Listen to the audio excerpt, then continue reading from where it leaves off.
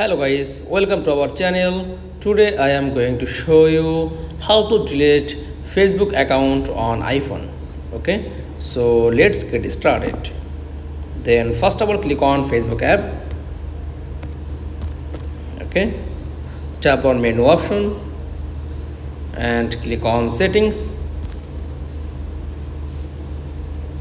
After that, tap on see more in account center. Okay, then tap on personal details and click on this option and tap on this option and click on Facebook profile.